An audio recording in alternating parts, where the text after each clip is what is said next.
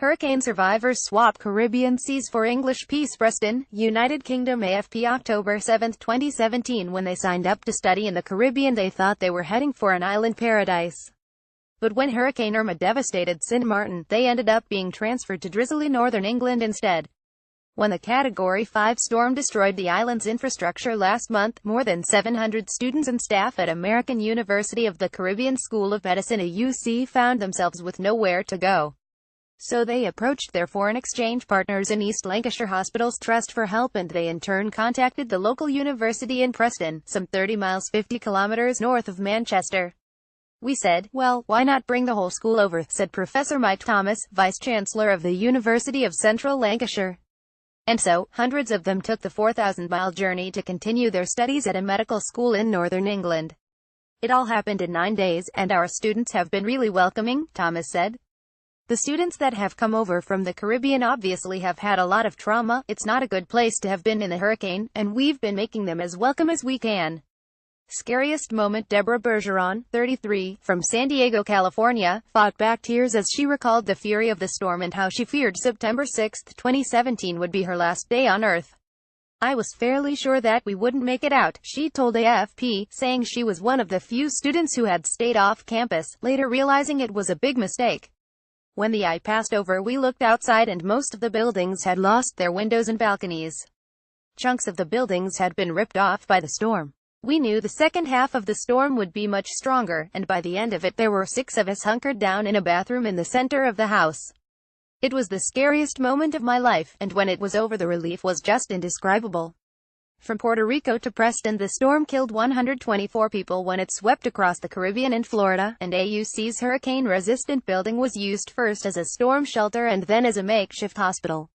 The students were evacuated by the U.S. Air Force, then flown first to Puerto Rico, then to Chicago and eventually on to Preston. Far from being disheartened at leaving Caribbean skies, some said they preferred life under the gray English clouds.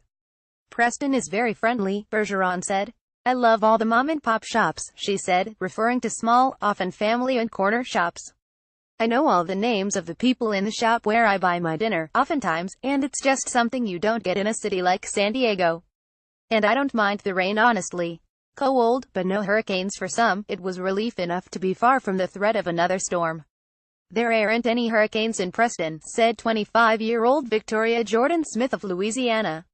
"There's wind, there's rain, and there's cold.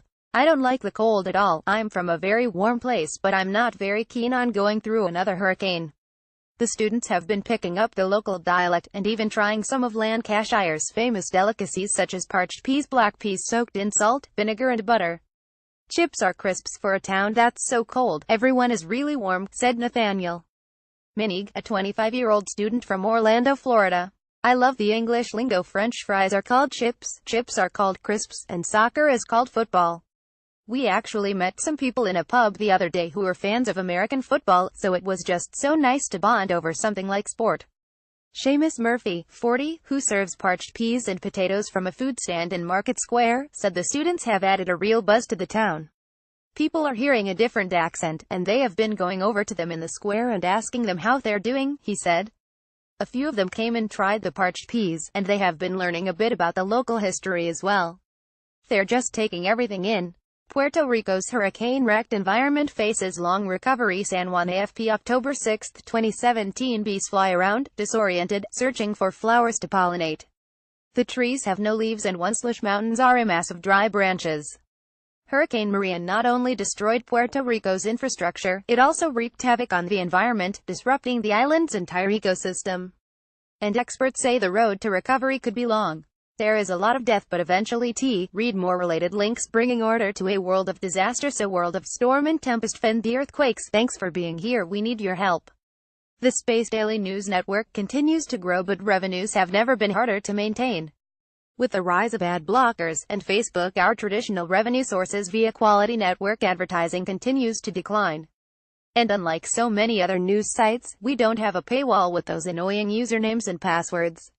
Our news coverage takes time and effort to publish 365 days a year.